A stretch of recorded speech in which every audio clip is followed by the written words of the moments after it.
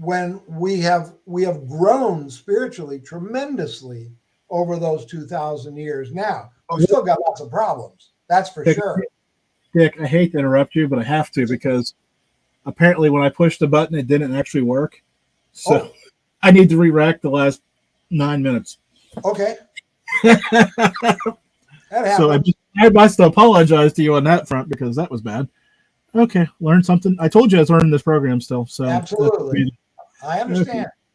So I'll talk to you again in 50 seconds. Here we go. Hey everybody, it's Jim Malliard here. Welcome to the Malliard Report. The Malliard Report is recorded in front of a live virtual audience on the Duck Pond. Tuesday nights, 9 p.m. Eastern, live. Malliard.com. Malliard.com. One more thing before we start. Let me turn it over to my friend that you may know from Ancient Aliens and The Curse of Oak Island and many other things, Robert Clotworthy.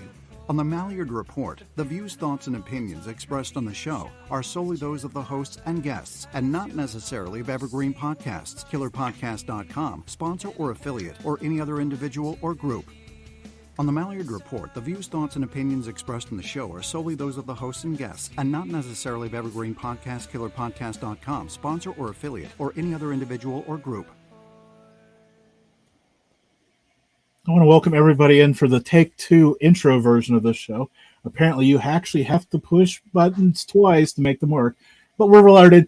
I hope everybody's well this evening. It's great. I've got Dick Larson with me. He's been on before, 2014, Dick. It's been a hot minute. It's been a hot minute all day here, but that's a whole other can of worms. So, how have you been? I've been well, thank you. And you, Jim? I can't complain. I can complain apparently because I flubbing things over here, but at least I caught it before we sat here for the full hour and talked to each other and assumed that everybody was listening to us. And I'm like, they're like, "Where's the audio?" I'm like, "It's going." And then I looked up and I'm like, "Oh, it's not going." No. So okay, so you talk about Maitreya. So give my it's been 9 years. So like I said, hopefully we got some new people, and I think we do. So let's go back through and get everybody on the same page so we can move forward. Sure. Well, you wanted to know about my background. I grew up in Minnesota, shoveling snow and scraping ice off the windshield of cars, just like everybody else. And then the Air Force, after I got my bachelor's degree, the Vietnam War was hot. The Air Force brought me out here to Southern California, where I live now, just below Los Angeles in Huntington Beach.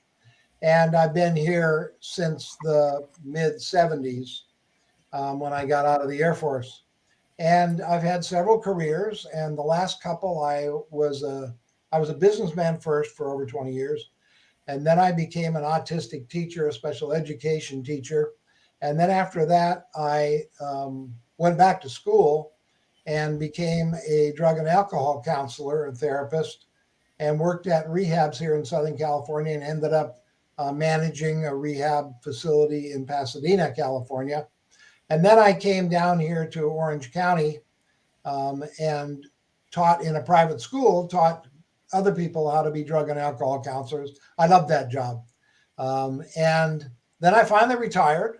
And so now I'm able to spend a little more time as a volunteer for Share International organization, SHARE International, doing what I'm doing with you right now, Jim.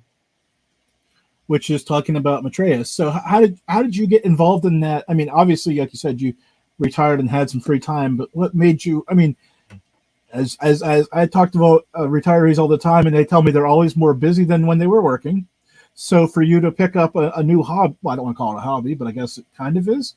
I'm not putting words in your mouth. You can correct me on that. But what made you pick this one over Boys and Girls Club, for example? Or some other? Well, a friend of mine about 28 years ago, a friend of mine said there's a guy coming to town whose name is Benjamin Creme, Creme. He's from London, and he's going to give a lecture and hold a large public meditation the next night. And I think you'd be very interested. Well, I trusted this friend. So I attended Benjamin Creme's lecture in Los Angeles, and about 90% of what he said went right over my head, but about 10% soaked in, and enough to really make me interested in what he was talking about.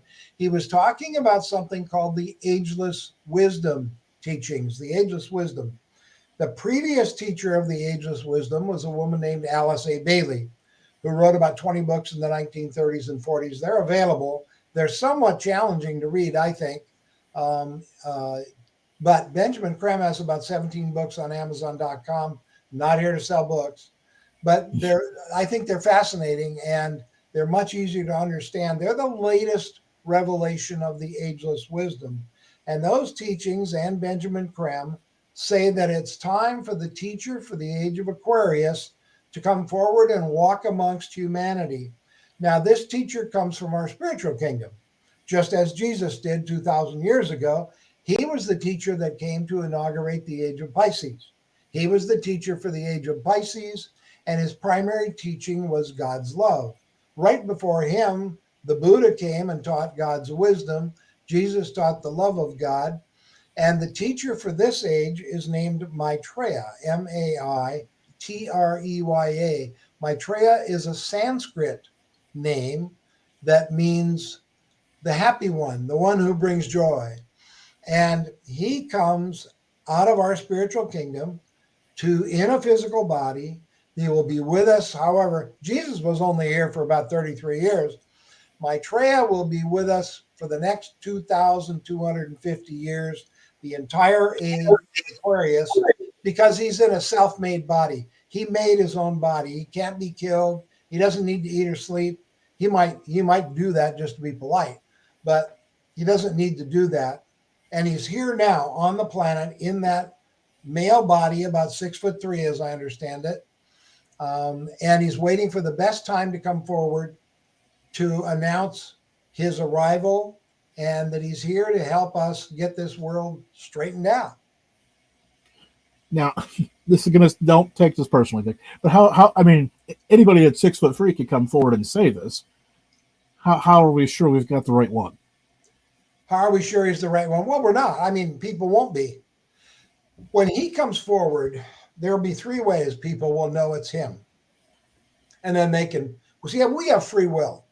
The masters of wisdom, the senior members of our spiritual kingdom, can't ever force us to do anything. They won't, because it's against God's laws. And so our free will is how we learn and grow. We choose. We make choices with our free will. We can choose correctly. We can choose incorrectly. The goal is to learn from each choice, not to always choose right, but to learn from each choice. That's how we learn and grow, free will. So they're not going to come and make us do anything. He doesn't come alone. I'll talk about that later.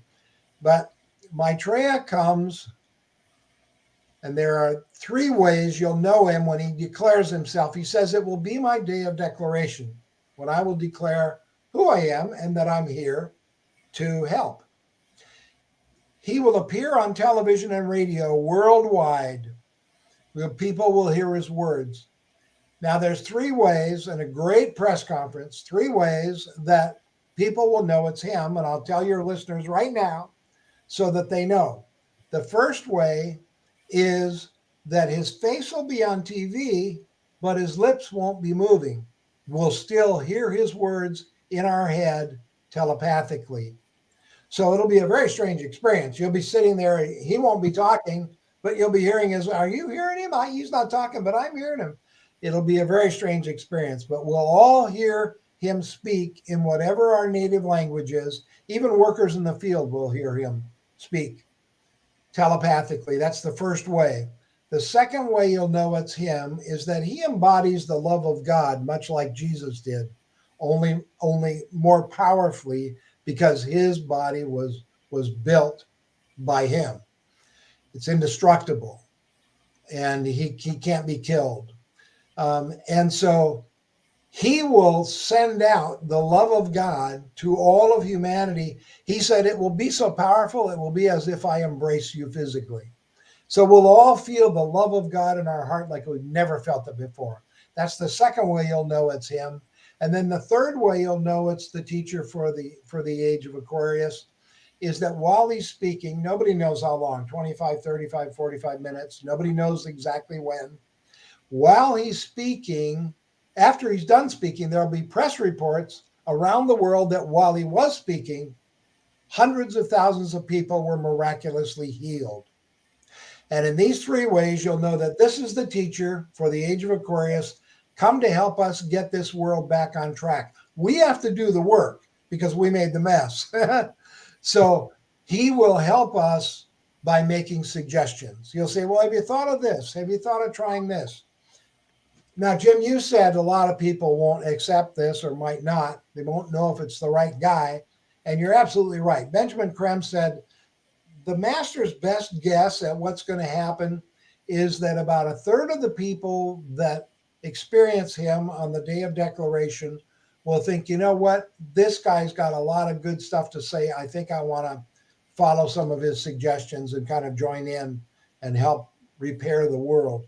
About 1/3 of the people will say, whoa, I'm going to take a wait and see attitude about this. Let's just wait and see if he's a good guy or a bad guy.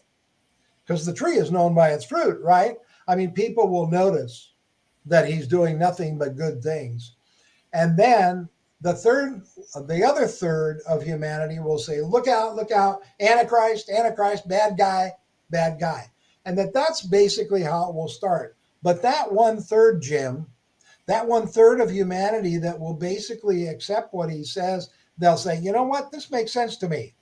You know, I ran this through my life experiences, through my belief system, through everything I have that I've learned about life. And what he says makes sense. I think I want to help. That 1/3 is more than the critical mass needed to start turning this world around. And that's why we're here. I think that's why we're here, Jim. I think it's a very, very wonderful time to be alive and be on the planet, because we're going to see amazing changes we never dreamed possible. For example, Benjamin Krem's master said within 2 years of Maitreya coming forward openly to humanity, there'll be no more starvation on the planet. Because we have enough food, it's just not getting distributed. We have about a 14% per capita surplus of food in the world, but it's not getting distributed. And there are plans behind the scenes right now, as I understand it, ready to go to distribute this food properly. So it's a great time to be alive, but carries with it a great responsibility. You know, we're here to save the world. My parents were here to save the world from Hitler and the Japanese generals and Mussolini. And they did everything. I mean, they were the right people at the right time. They did everything they had to. These men knew full well they were probably going to die. They couldn't wait to go fight the Axis powers in World War II, and they did it. They saved the world. They did their job. Well, I think, Jim, that's why we're here now, whether we know it or not, that we're capable of helping to start the process of turning this world around and starting to bring, as the religious people say, heaven on earth. My next question is, where did Maitreya historically come from? Because I think we need to make sure we get that out there, because I mean, I think that's great information. The same place that all the great masters of the wisdom, the senior members of our spiritual hierarchy, same place they all came from. Those masters are people like Confucius, Buddha, Krishna. Joan of Arc is one of the great masters. Now, Mary, that was the mother of Jesus, is one of the great masters. Some of the disciples, John, Paul, Ringo. No, not Ringo. I'm just kidding. Well, maybe. I mean, kind of. Yeah, right. In his own little way. Okay, anyways. These are people they were people just like us. And they went through evolution like we are doing, thousands of lifetimes, until they learned all the lessons that planet Earth can teach a person. And once we reach that point, which we're all going to reach, or at least most of us, once they reach that point, they don't need a body anymore. They don't need to come back in a physical body. So they become permanent, conscious spirits in the spiritual universe. And then they start learning the lessons of the spiritual universe. So we never stop learning, ever. But once that happens, once they become perfected human beings, then they become masters of the wisdom. And they have a choice. There's 3 routes, three ways that masters can go. And one of those is to stick around behind the scenes to inspire humanity and stay with planet Earth.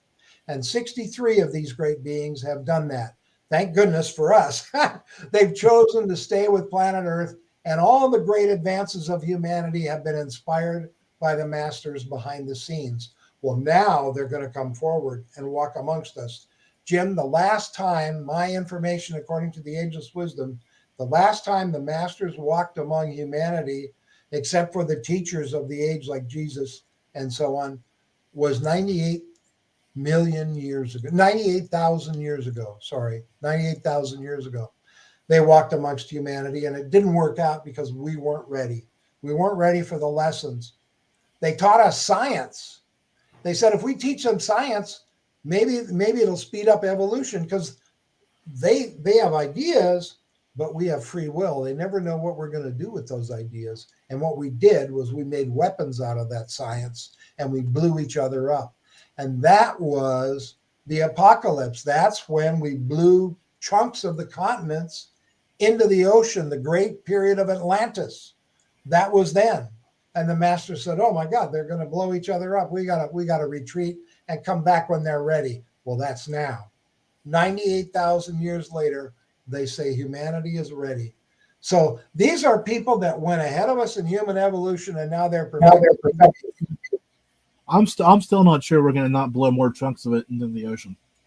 Oh, yeah. They addressed that issue. Benjamin Crumb said that his master told them that humanity has advanced so far, we're so ready, even though it doesn't look like it. They see our hearts, they see our souls. We have advanced so far that now, if somebody was to launch a nuclear weapon, it would not go off. And the masters can do that. They're masters at working with electricity. And so he said it probably wouldn't even launch.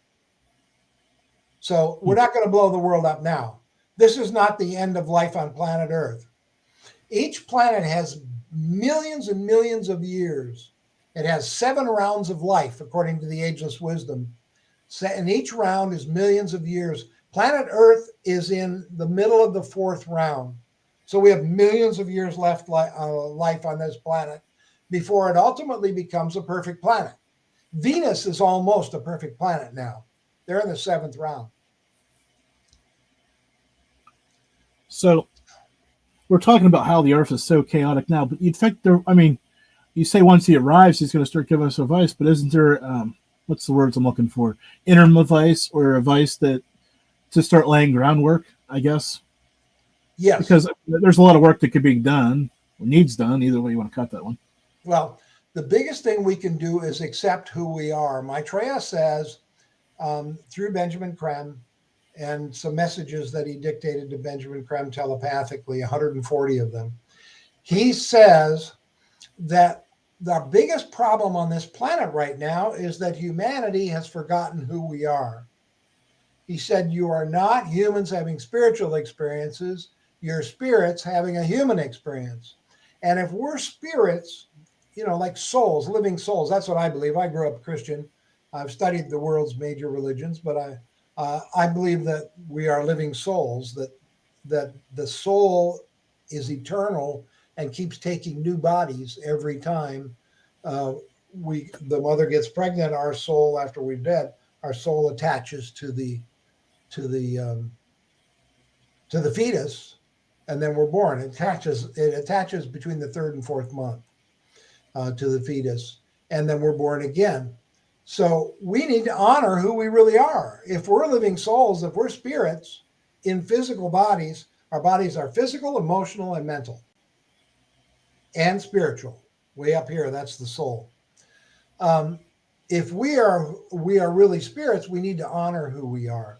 And a good way to do that, a good way to get on the right track of spiritual growth, is prayer, meditation, and service. Meditation and service are the royal road to spiritual growth. Now, nothing complicated, nothing complex. You can do a quick little 15-minute meditation every morning, which is what I do. And you just close your eyes and you focus right here between the eyebrows at the Ajna center, AJNA. It's one of the key chakras in the human body. And you just focus there and you think Om, O-M, because that will help restore the focus. And then When your mind wanders, you just think Om again. And you do that for 15 minutes every morning, along with saying your prayers, whatever they are. My prayers are mostly thank yous rather than requests. So I do my thank yous, and then I do my requests, and then I do my 15-minute meditation, and I'm ready to go for the day. Well, that's a great way to get back on the spiritual path. You know, prayer is sending spiritual energy to the spiritual universe. Meditation is receiving spiritual energy from the spiritual universe. The Ageless Wisdom says you can picture your soul as a multi-pointed white light about 6 inches above the top of your head, connected to your mind and your heart by golden threads. Isn't that beautiful? And so that's one of the things we can do. And service, anybody can do service. People come up to me, Jim, after I give a lecture, a public lecture or something, and they say, you know, I'm trying to figure out which way God wants me to serve. What is the best way for me to serve? The answer is whatever suits you best. There is no one way or best way to serve. And what we do is we serve each other, and we serve the planet. And in doing so, we serve God. Or if you don't believe in God, you serve the spiritual universe, whatever you want to call it. And so that could be just walking across the street and seeing a piece of trash, picking it up and throwing it in the first trash barrel you come to. That's service to the world. But there are many other ways. Some people have a job that provides service. You know, they're doing customer service, for example, for a company. That's service. They're helping people that are stuck. There's all kinds of ways to serve. Doctors and dentists obviously do a lot of service. Therapists do a lot of service. But there are many ways. People that build houses, they're serving the people that are going to live in those houses. You know, I mean, people that pave the streets are serving their community. There's tons of ways to serve besides finding a volunteer organization and, you know, helping them out. Those are the best ways. Prayer, meditation, and service really get you started. And if you want to read Benjamin Cram's books to get some more tips, by all means, go online and look them over and pick one. They're full of ideas. So my question is, because like in prayer, there's often the voice of God people hear when they're talking to God. Or do you have that type of conversational, or is it more one direction? No, it's one direction. You know, I ask for what I need, and then I wait and see what happens. You know, that's how it works. But the prayers are always answered. Here's the thing. Wait, I got to throw this joke in here. It sounds like you were talking to my wife earlier. I ask you a question and then wait to see what happens. Yeah, there you go. Well, I know what that's like. So Benjamin Cram's master said, all prayers are answered. It's just sometimes the answer is no, or sometimes the answer is not yet. See, the prayers are always answered. It's the timing that makes us crazy. But it's God's timing. You know, it's the timing that works out the best for all concerned. And prayers are answered. Sometimes we don't see the answer. You know, if we're not paying attention, we're not even going to notice that it was answered. I'll tell you something. I had a prayer, just to give you an experience. I had a prayer. When I got laid off from my corporate job after 23 years, they laid off the most expensive people, and I was one of them in the office in Pasadena. There were about 100 of us there. They laid off about the top 20%. When I got laid off, I prayed, help me find something constructive to do, because I got a golden parachute. I got my full pay for 6 months, so I didn't have to go back to work right away. And so I wanted to do some volunteer work. And I asked what would be a good volunteer work. Well, the idea popped into my head. I'd seen these special education children go through malls with their teacher, go through shopping malls. And I've always been curious what it'd be like to work with them, mostly Down syndrome people. And so I thought, you know, maybe I should do some volunteer work with special education schools or people. And I was sitting in the dentist chair. This is how God answered my prayer. And the dentist said, what's going on in your life? And I said, well, I got laid off, so I'm looking for for a way to volunteer, maybe for a special education school or something like that. He said, I'll be right back. He went back in the back room. He came out with a piece of paper in his hand and handed it to me, and it was a phone number. And he said, call this number. They work with special education children and adults here in Pasadena, and go see them. And I did, and that was my first volunteer job. Now, that was God answering my prayer. They often answer it through another human being. And so we have to pay attention, you know? It was just that simple. God answered my prayer right there. Boom, I found a place to work, volunteer. That's good. Okay, so I have a question here. Let's see. Oh, there it is. Fancy technology. Look at that. Look at this. That's nice. Question. Has Maitreya ever visited other worlds with his message, or is this only Earth for the earthly realm? There we go. That's from David. David, that's a wonderful question. I love questions like this. I'll tell you my information based on the Ageless Wisdom teachings. My information is, and this will come as a shock to some people, especially religious people, Earth has its own spiritual kingdom. There's not like one big spiritual kingdom. Well, there is, but each planet that has human life has its own spiritual kingdom of people who stick around, these masters of wisdom, who stick around to inspire life on the planet, to help the planet evolve. The planet evolves because we evolve. That's the only way the planet Earth can evolve, is because we evolve.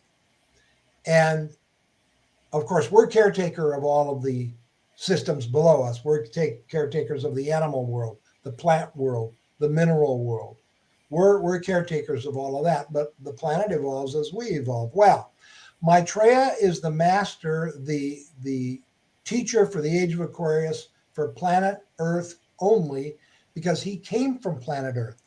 He and the Buddha were the first two human beings to evolve fully, learn all the lessons planet Earth had to teach, and become senior members of Earth's spiritual kingdom.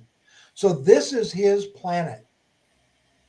He's a member of this planet, just like the other masters are that are in the spiritual kingdom. And just like you and I will be, David, when we finally evolve to the point where, you know, we become a master of the wisdom, then we'll be related to planet Earth. When you become a master, so the answer is no, only planet Earth, because that's his focus. There are teachers on the other planets. There are teachers in the other solar systems, other galaxies. There are three paths, I said earlier, that a master can take when he becomes a master. One is the path of Earth service, which is what Maitreya and Jesus and those other masters I mentioned, they have all chosen. Another one is to the path of godship. They go into training to become a god. Every planet has a god. We pray to the god of our planet. But our solar system has a god too, who resides on the sun. He's got the plan for the whole solar system. Our God has a piece of that plan, and that's planet Earth. And each God comes up with his own plan. And so the different planets have different plans for evolution, but their goal is evolution. So then there's a God for the solar system. Then there's a God for the galaxy. He's in charge of the plan for the whole galaxy and all the solar systems and all the planets in it. And it just goes on and on and on. I mean, you can't even conceive how all-knowing and all-loving these great beings are. We just can't. We can't wrap our brain around that. So we pray to the God for planet Earth. And so that they can go on the path to become a god, or they can go on the path to Sirius. Sirius is our sister solar system. Sirius, as I understand it, is incredibly evolved. Very, very evolved. And evolution in that solar system is fast, very fast. Judas, for example, who betrayed Jesus and had a huge karmic debt to pay, he chose the path to Sirius, and he is now as evolved as Maitreya and Jesus. So he evolved very, very quickly on the path to Sirius. Those are the three paths that they can choose. And well, there's the path of sonship, which is to become a Christ. Our planet is, I think it's either one of two or one of three planets in our solar system that have a Christ. We're very lucky to have a Christ. Christ is not Jesus' last name. It's a position in the spiritual kingdom. It's a position where you embody the love of God and spread it to your planet in whatever ways the plan is for you to do that. And very few masters become Christs, and we're lucky enough to have one. And so Maitreya is for this planet only. Yes, there are other masters equal to Maitreya elsewhere, and they take charge of their kingdoms. They don't take charge of it, but they're teachers. Take care of charge. Yeah, I get the term. The American Express. Great question, David. So here's another one that just kind of dawned on me that we haven't talked about tonight. Great. Do Maitreya believers gather? Like, 'cause we've been talking about Jesus all night. You got 100 church, all the different denominations of his followers. Do Maitreya followers gather somewhere and worship, I guess, to run the parallel the whole way to the ground? There's a master at the head of each major religion in the world. Buddha is the head of Buddhism. Jesus is the head of Christianity, and so on. They have followers because that's what we do. We set up a leader and then we follow them. And it's fine. Maitreya says, if you're in a religion and it's working for you, stick with it. If you're not in a religion, I come for you too. I come for everybody. Maitreya said, if you follow me, you will lose me. He doesn't want followers. He doesn't want to be worshiped at all. He says, I'm just a teacher. just. Boom. He's like the greatest teacher in the history of the universe almost. But yes, he says, I come as a teacher. I come as a simple man to handle simple human problems, to help you with simple human problems. He comes humbly. So he doesn't want to he doesn't come to start a religion at all. He comes for everybody, whether they're in a religion or not. And so he doesn't want people to believe him. He says, don't believe me, just act on my suggestions if they make sense to you. He said, you have to decide for yourself. It's very personal decision that we all have to make when he comes forward. And he said, if you want my help, just follow my suggestions, but don't believe in me. Don't start a religion around me. Just act on it. Good question. Which seems counterintuitive because people like you need to be out there talking about them, so people like me, air quotes me because I've already heard about them, but can know and understand. So when he does come, and we all, I'm saying, like that, we were talking about the thirds earlier. I mean, that adds to that third, and maybe it becomes half if they've already know it's coming and what to expect. And I'm sorry, I don't understand.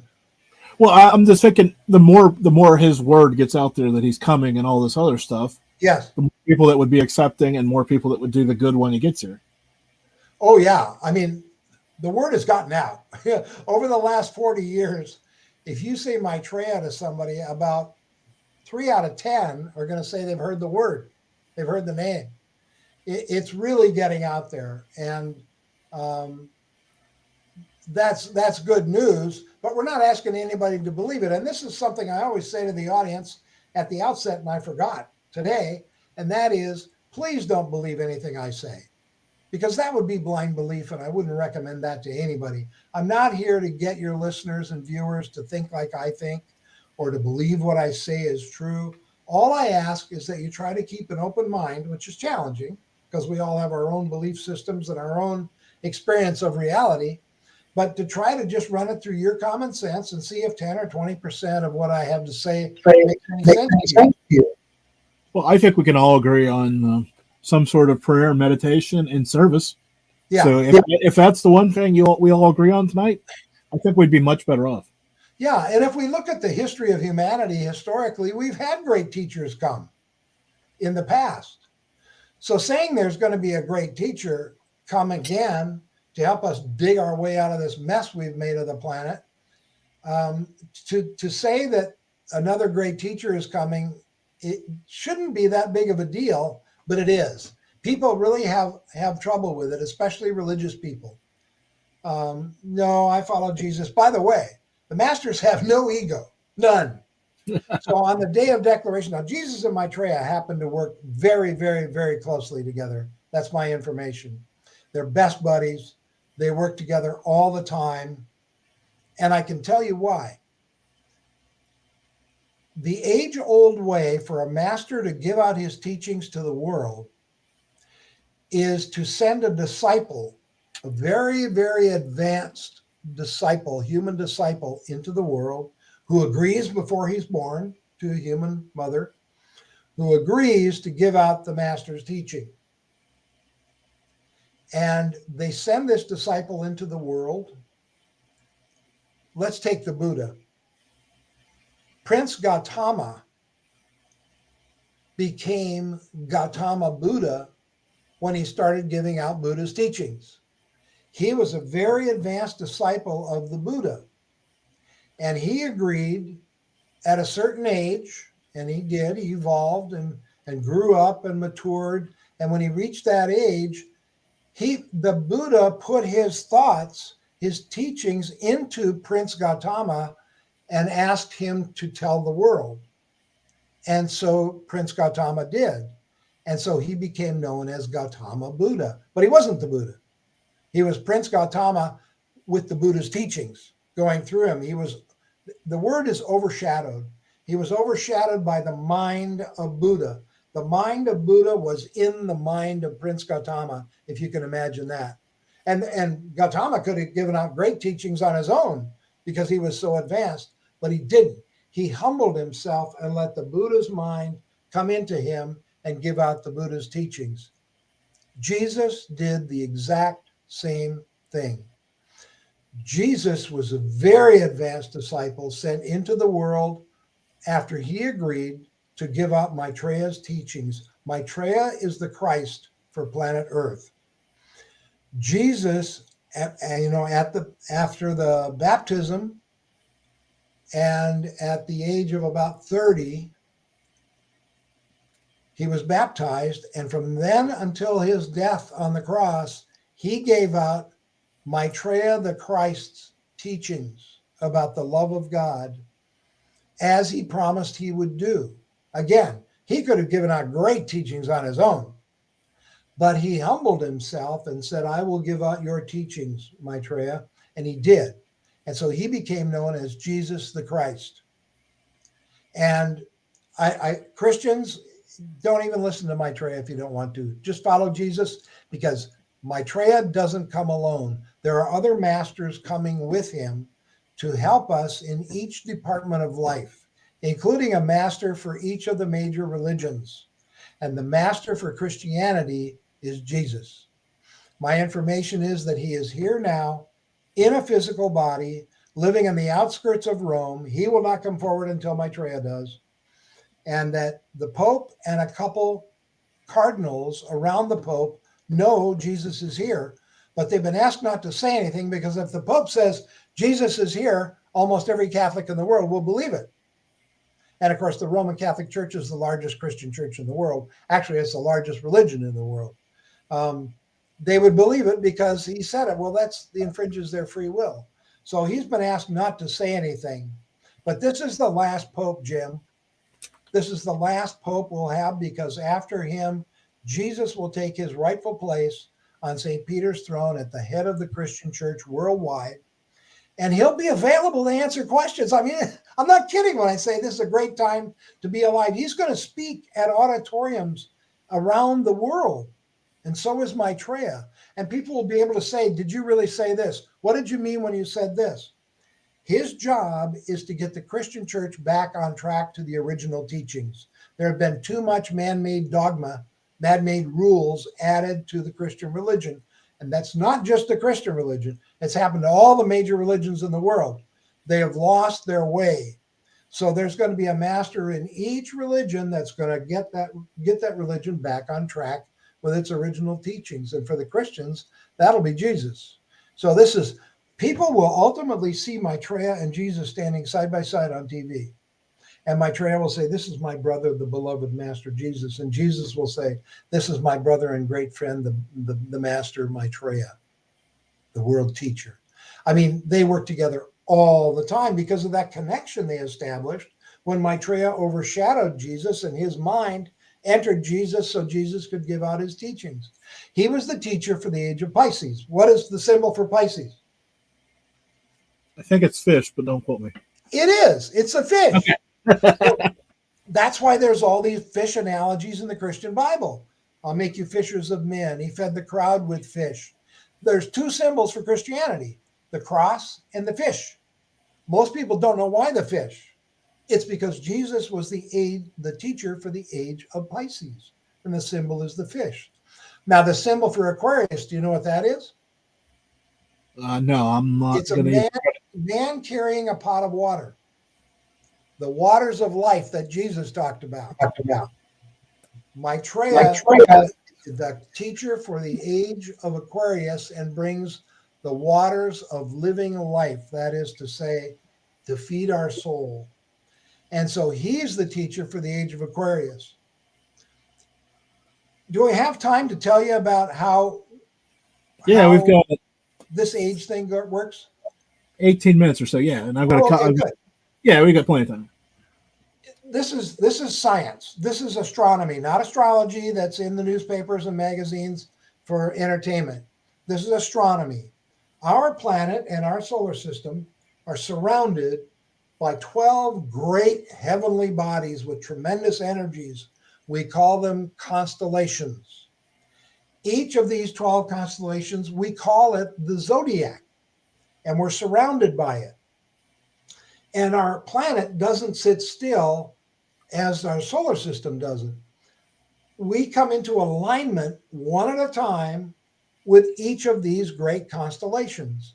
And when we're in alignment with that constellation, we receive these tremendous energies that pour into planet Earth to help the planet and the people on it evolve. For the last 2,000 years, we have been in alignment with and receiving energy from the great constellation Pisces. Jesus came as the teacher for the age of Pisces. We're in alignment with each of these for about 2,250 years, give or take a year. I'm kidding. And when we're in alignment, it gets a little confusing. No. When we're in alignment with one of these constellations, we say we are in the age of whatever that constellation is. Well, in 1625, we started moving out of the alignment with Pisces. And in 1675, if you talk to an astronomer, they'll tell you this. 1675, we started moving into alignment with the great constellation Aquarius, which has very different energies than Pisces. And it is bombarding us with evolutionary energy at this time. So we are moving into the age of Aquarius now and have been for a while. And so it's time for the teacher of Aquarius to come forward. Now, at the current time, we're receiving both energies from Pisces, which are fading out, and energies from Aquarius, which are coming in stronger and stronger. And so whenever that happens, you have these energies crisscrossing into a new age, a new era, a new cosmic age. You have chaos on the planet. And that's what we have right now. See, the energies of Pisces, the primary energies were individuality and dedication to an ideal. Well, individuality, over the last 2,000 years, man has come out of the herd. We now stand on our own as these powerful, proud individuals. And dedication to an ideal, it was dedication to the ideal of freedom that saved the world in World War I and World War II. So Piscean energy has served its purpose. Now we move into Aquarian energy. The Aquarian energies, primary energies, are synthesis and cooperation. So what's going to happen under Aquarius is the individuals won't be powerful anymore. It'll be groups. The Aquarian energies will take those powerful individuals developed under Pisces and have them work together in groups. And Aquarian energy supports group action. That's why people marching in the streets could save our healthcare, because they had this tremendous Aquarian energy behind them. All these little dictators that pop up around the world, their time is done. They don't know it yet, but their time is over. Benjamin Crumb's master even went so far as to say the president of the United States at one point will no longer be one person. It will be a panel of wise people that we will elect, which makes all the sense in the world to me. Now, I don't know if a panel is 3 people or 5 people or 7 people. 7's a very spiritual number, so it may be 7. I don't know. But that's what's happened. We've moved into Aquarius now, and it's time for new teachings. The old Piscean thinking people are hanging on to these are the conservatives in every aspect of life, the conservatives in education, the conservatives in every major religion, the conservatives in politics and government, the conservatives in finance. All these conservatives are hanging on. They don't want change. They want to stay with the old familiar way. Well, the old familiar way is dying. Here's what's happening. None of our institutions are serving us well anymore. All those I just mentioned, education, finance, government, healthcare, all of those are no longer serving humanity well. Why? Because they were built with Piscean energy, and Piscean energy is being withdrawn. They can't do anything but collapse. What we will do with the new Aquarian energies of cooperation is we will rebuild these great institutions in a way that they will serve humanity well for the next 2,000 years. That's part of our job. And we will get guidance and help from the masters. There are 14 masters on the planet right now in major cities around the world in physical bodies, waiting until Maitreya comes forward, and then he will introduce them, and then they will work. There's a master in New York. There's a master out here in the San Bernardino Mountains. There's a master in Tokyo. There's a master in Darjeeling. There's a master in Geneva. There's a master in Moscow. There's a master in London. The one in London is Maitreya. He lives in the outskirts of London. There's a master in Rome. The master in Rome is the Master Jesus.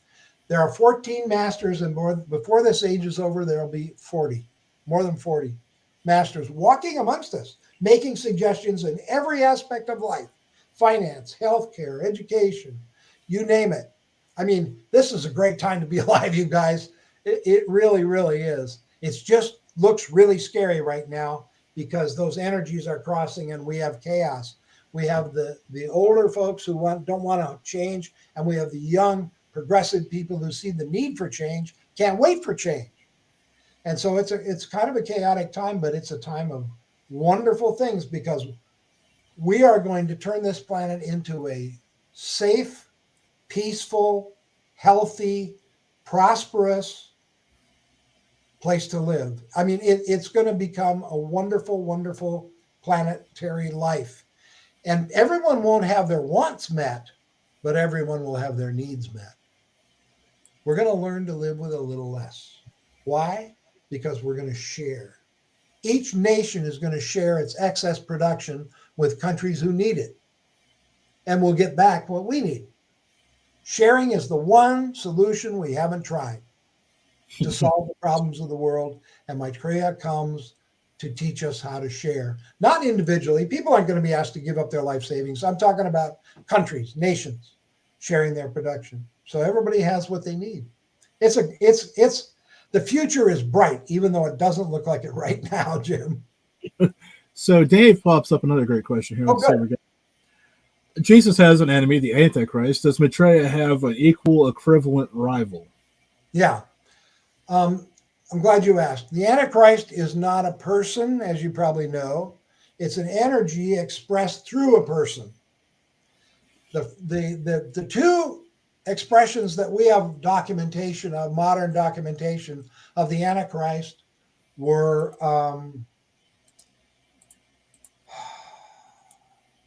during Jesus' time.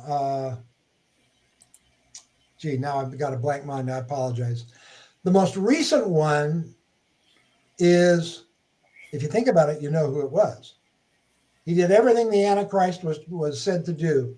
He tried to conquer the world. He killed millions and millions of people. He was incredibly evil. It was Hitler. The Antichrist energy during our time was expressed through Hitler, Mussolini, and a couple Japanese generals. That was the Axis powers. That was the Antichrist energy for our time. It's released about every 2,000 years to break down the old order. It actually serves a purpose, to break down the old order. If you think about it, Hitler fooled people for a couple decades. No, more than that, 3 decades, thinking he was going to create this perfect planet, this perfect human race, and so on. He did everything. He did it all that the Antichrist was going to do. The Antichrist for our time has come and gone. And it won't be back for, in this case, 3,000 years. And according to the Ageless Wisdom, in 3,000 years, when the Antichrist returns, that battle will be fought on the mental levels, not the physical levels, like World War II was. So the Antichrist for our time has come and gone, and we can be grateful for that. I'm glad to hear that. Okay. Where can people, I don't necessarily know, where do people find you or the other stuff? You know what I'm talking about. Give me that hard, good plug here before we run out of time. Sure. Websites. Yeah. The local website that I'm a part of, and I have some videos on, is the Southern California Share International website, and I'll give you that.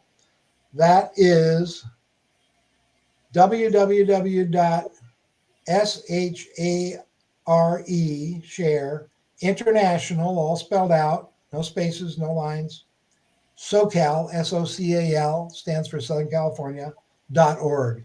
Share International SoCal.org. The international website is Share, S-H-A-R-E, International, Share-International, that's a dash, share-international.org. Don't go to .com. You get a whole different deal there. Share-international.org or share-international-socal.org. They're both wonderful websites. By the way, you can go to SoCal and then click through to the international one too. But that's the one that I'm part of, the SoCal one. You can go to either one. There's great information, videos of Benjamin Crumb. Great information on both of them. Thank you for asking, Jim. Well, I've got one more serious question, and then I have one more. I have a fun question, and it'll be done because I look at the clock and I say I'm pretty sure we're going to do it. So here we go. Where is the information on the masters coming from? Is it in a written body of scripture for his belief system? That's coming from general observation via the old duck pond. So wave slowed him over there. So go. Yeah, the information is the Ageless Wisdom teachings. Where does it come from? It's been handed down to humanity over the eons, verbally mainly, when we're capable of acting on it, when we're ready to hear it. So over the eons, this information has been handed down. Then it started with, before Bailey, it was, sorry, I'm not good at names. But Alice Bailey was in the 1930s and 40s, and she had a contact with the master, much like Benjamin Crumb did. And that master dictated through Alice Bailey, and she had it all typed up. She dictated it and she typed it up. He put it on a screen in front of her face. It wasn't a real screen, but it was the masters are masters of all the energy on the planet. He put it on a screen as if it was a TV screen in front of her eyes so that she could dictate it and then have it typed up. And so she has about 20 books that are available called the Bailey books. They all have different names, but Alice A. Bailey is her name, Bailey. But the most recent one was Benjamin Crumb, who got the information from one of the masters and was printed in 17 books by Benjamin Crumb. So that's where it comes from. The Ageless Wisdom is handed down over the ages periodically, and The last two were Alice Bailey and Benjamin Krim. So we normally ask this fun question at the end of the show, just because I like to throw my guests for a wild curve when we go right before we head out the door. You ready for this? Sure. What's your go-to, your all-time favorite breakfast? My all-time favorite breakfast. Yep. Pancakes, fried eggs, and hash browns. Ooh, that sounds good. I hate when we do this though, because it always makes. I'm a vegetarian, so I don't eat bacon or sausage or any of that stuff. Actually, I'm a pescatarian, which means I eat seafood and fish. So my filet mignon is lobster. Well, it's still pretty good, right? So that's yeah. Okay. Well, Dick, if we continue the pace, I'll speak to you again in 2032. Oh my gosh. Jim, I want to tell you, keep up the good work. You got a lot of guts having somebody on like me who's going to tell people all this strange information. And I want you to keep up the good work. Well, thank you, sir. And you do the same, okay? Talk soon. We'll talk sooner. Sure. Good. Oh, that sounds ugly, but that's okay. So we got a couple minutes left. I kind of just wanted to end on a little monologue-based moment here. We're headed towards the dog days of summer, right? And so spiritual summer, buckle up, right? Because I promised you good things, and I hope tonight kind of delivered on all of that. So be ready for some more interesting spiritual takes as we involve throughout the summer, and then we'll be back. So there's all that fun stuff going on. Yeah. Thanks, Germantown Runner. It was engaging and mind-blowing, and that was what we're after. So, yeah. And good to see Gio. So I guess I'll take a minute and talk to him and talk to you over on YouTube. The Duck Pond is back, and the YouTube chat is here. So no matter where you feel comfortable, I've got them both open. It's great to see everybody. It's great to be back on the Duck Pond. If you've missed the old emojis, they're still there. YouTube's available. It works for a lot of great people. So trying to expand that. So if you're watching the video and you see me jerking around a lot, I got two 19-inch monitors in front of me, a ring light, lights above me. It's really awful in the studio to do this, but it's okay because I've gotten used to it now. But it's still a lot of, I just want to make sure I'm seeing everything and getting everybody's questions up and trying to be as interactive as possible while maintaining. Where's the old duck pond located? It is malliard.com/pond.html. I'm going to make it /pond in the near future. It was just kind of a trial. It obviously worked for Geo tonight. It's supposed to be malliard.com/live, but there's some issue in the forward, so we'll make it /pond as well, so you can get to it just as well. Sometimes technology is great. Sometimes technology sucks. So, and I want to appreciate everybody staying with me for a few minutes because my idiocy this morning, when the show started, that I wasn't paying attention and didn't push broadcast. So there's that too. So I appreciate Dick restarting the interview 10 minutes in, which was phenomenal. So I wanted to get him out here a few minutes early. So in case Germantown Runner is wondering if I'm going to hit the post, of course I'm going to hit the post because I wrapped up way early so I can control the landing and all that fun stuff. So, yeah. I don't even know I don't remember who we got on next week, but we got more spiritual stuff coming.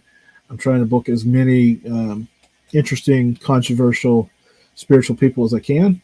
I think we're getting pretty far after that tonight and last week and the week before. So hopefully you're all enjoying the ride. And until next week, we'll see you soon. Where's that button? That button. This button.